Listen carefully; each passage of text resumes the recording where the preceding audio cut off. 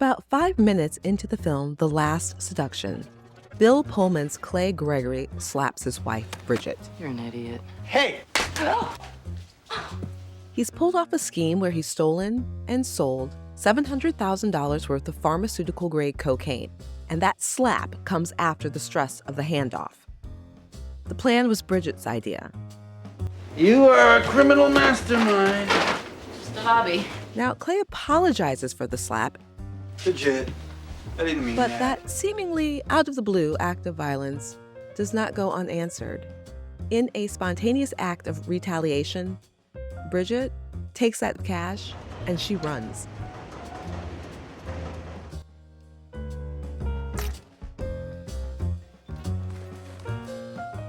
You better run!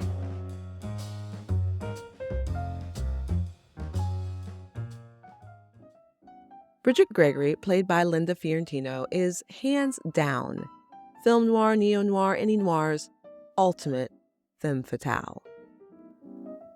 She seduces, she manipulates, she double-crosses, and she murders.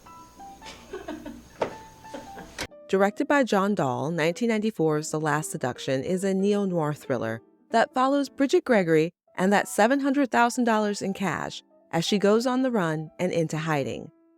Bridget starts a new life in a small New York town. She gets herself a new job. I can't believe our good fortune. The fellow we were about to go with wasn't half as qualified. A cover story. No one else in the company will know you as Bridget Gregory, so there's no way your husband can find you. He actually beat you. Savagely. A new name. Wendy Croy. Good. With a K. And a new boy toy. You have your own place? Do you have indoor plumbing? No names. Meet me outside. That boy toy is Mike, played by Peter Berg. And he has the sad misfortune of falling completely in love with Bridget.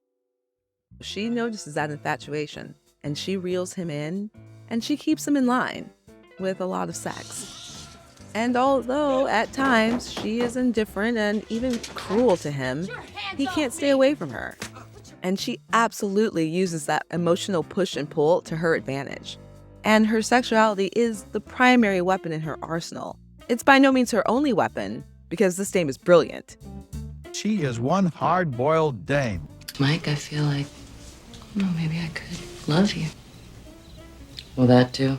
Wow, this is one of the most uncompromisingly tough, sadistic, and smart women in the movie since Barbara Stanwyck made Double Indemnity 50 years ago.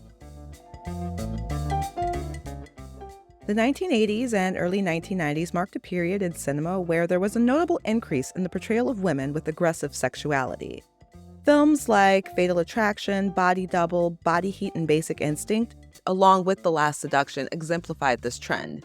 These films often explore complex female characters who use their sexuality as a weapon or as a means to assert control over men. The women can have it all feminism of the 1980s is channeled and outrageously transformed through characters like Bridget. These characters want it all, but the all is not the career and the family and the happy relationship. The all is the money, the sex, and the freedom. These women are not passive objects of desire. These women are active agents in seeking their own pleasure and shaping their own future. For Bridget, there's no expectation that she's going to come out of this having a happy ending with Mike. So where Out of the Past, Kathy Moffat, another noir MVP, at the end really believes that she can run away with Jeff and recapture the magic of their love in Mexico, the only thing Bridget loves is that $700,000 in cold, hard cash. Meanwhile, back in New York City, her husband, the hapless Clay Gregory, he sends a private investigator, played by Bill Nunn, to go get her and to get that money. One of the most striking aspects of Bridget's character is her absolute autonomy. She's not a pawn in someone else's game. She's the only one moving the pieces on the chessboard, and she's always 3 steps ahead of everyone else. You want to live bigger, but there's nothing you'd kill for. There's a place for people like that. She manages to deal with Clay's private investigator She expertly manipulates Mike's emotions.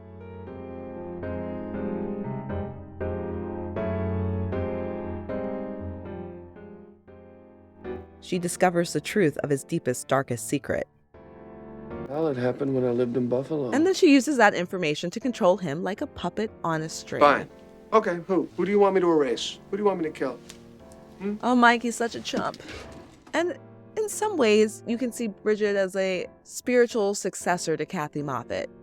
Because like Kathy, she can improvise and adjust and recalibrate her plans according to whatever situation arises.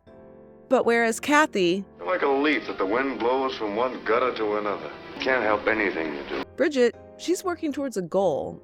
Whatever deviations and improvisations she has to make, she still returns to plan A, which is keep the money and get rid of Clay. Guess who, Clay? Hello. Christ, you're dangerous. Did you like being scary on the screen?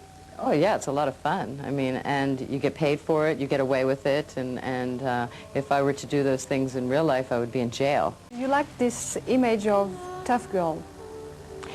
It has its moments. This is Bridget's story told from her perspective, and we see every step she takes to get what she wants. And when all the pieces of her various manipulations, lies, and schemes fall into place... Wendy, I really thought you loved me. I never said that.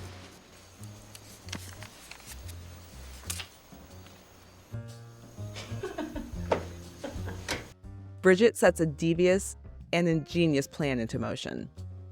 Bridget, unlike so many of her predecessors, doesn't suffer a tragic downfall. She doesn't even have a redemption arc. She doesn't have a moment of weakness or softness. Nope. And she is never once out of the power position. That lack of vulnerability, that lack of remorse, it's refreshing. When Mike gets wise to what's really going on... Can't do it, Wendy, I can't do it. And Bridget has to come in and finish the job and tie up all her loose ends.